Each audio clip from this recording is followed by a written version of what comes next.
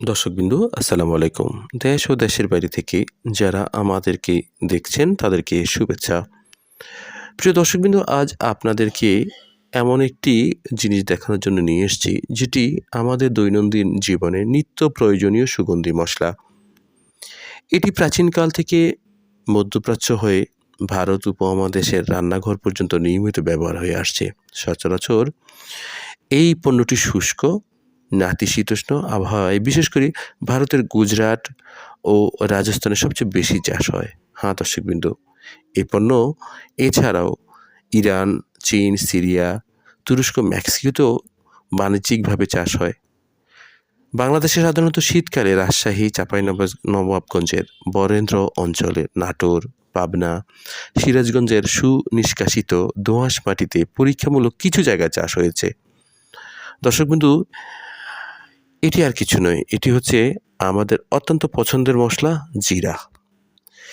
এই বাংলাদেশের বরেন্দ্র অঞ্চলের নাটোর, পাবনা, সিরাজগঞ্জের সূত্র ধরে এই পণ্যটি চলে এসছে আমাদের কৃষি ও শিক্ষার অগ্রগামী জনপদ বরুড়ায় উপজেলার শিলপুরি উত্তর ইউনিয়নের ৩ নং ওয়ার্ডের গোবিন্দপুর গ্রামে বিশিষ্ট আয়ুর্বেদ চিকিৎসক হাকিম মোহাম্মদ জাকির হোসেনের নতুন চিন্তার ফসল হচ্ছে এই জিরার চাষ। তিনি শুরু করেছেন এই স্বপ্নের জিরার প্রকল্প, যিনি ইতিমধ্যেই আরও কিছু নতুন নতুন উদ্ভাবনী আপনার চাষাবাদ করে আলোচিত হয়েছেন দেশ জুড়ে। দর্শকবিন্দু, এই জিরার চাষ যিনি শুরু করেছেন ডাক্তার হাকিম জাকির হোসেনের সাথে কথা বলার আগে আমরা জিরার কিছু পুষ্টিগুণ সম্পর্কে সংক্ষিপ্ত আকারে জেনে নিই। আসলে জিরা একটি অত্যন্ত স্বাস্থ্যকর মশলা, যা হজম শক্তি বৃদ্ধিতে, অ্যাসিডিটি কমানো, মেটাবলিজম বাড়িয়ে ওজন কমাতে সাহায্য করে। এতে প্রচুর আয়রন ও অ্যান্টিঅক্সিডেন্ট রয়েছে, যা শরীরের রোগ প্রতিরোধ ক্ষমতা বাড়ায়, রক্তে শর্করার মাত্রা নিয়ন্ত্রণ করে এবং হৃদরোগের ঝুঁকি কমায়। প্রতিদিন খাদ্য তালিকায় জিরা বা জিরা পানির স্বাস্থ্যের জন্য অত্যন্ত উপকারী। দর্শকবৃন্দ, চলুন আমরা এই হাকিম জাকির হোসেনের সাথে কথা বলি। আসসালামু আলাইকুম। ওয়ালাইকুম আসসালাম। হাকিম মোহাম্মদ জাকির হোসেন, আপনি এই প্রতি বছরই ব্যতিক্রমী উদ্ভাবনী কিছু চাষাবাদ বড়োর জন্য নতুনভাবে নিয়ে আসেন। চলতি বছর আপনি নিয়ে আসছেন বাংলাদেশের জন্য একেবারে নতুন একটি পণ্য, সুগন্ধি মশলা জিরা। এটা কোন উদ্দেশ্য থেকে আপনি আনলেন?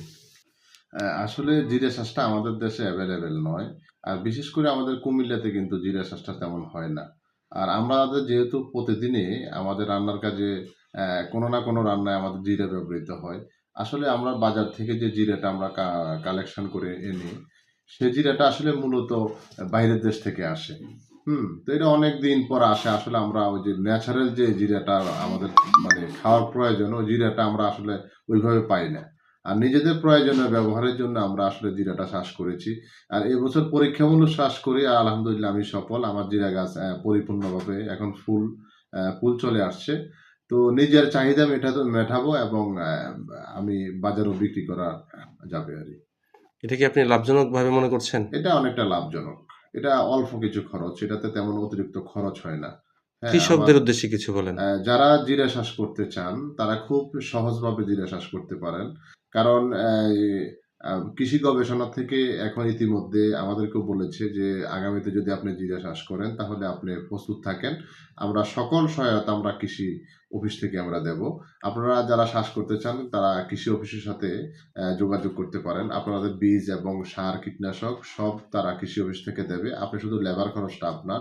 আর জায়গাটা হতে হবে একটু উঁচা জায়গা হলে ভালো, যাতে বৃষ্টিতে এই গাছটা কিন্তু মরে যায় এবং বৃষ্টিতে সমস্যা, অর্থাৎ পানি লাগলেই সমস্যা হয়। ঠিক আছে? আমরা যখন এটাতে পানি দেই, তখন আমরা ওই যে ইয়ে দিয়ে পাইপ দিয়ে স্প্রে করে দেই আরকি। হ্যাঁ? মোটামুটি ভালো একটা ফসল। এটাতে অনেক লাভবান, কারণ ১ কেজি জিরা ৬ থেকে ৭০০ টাকা কেজি।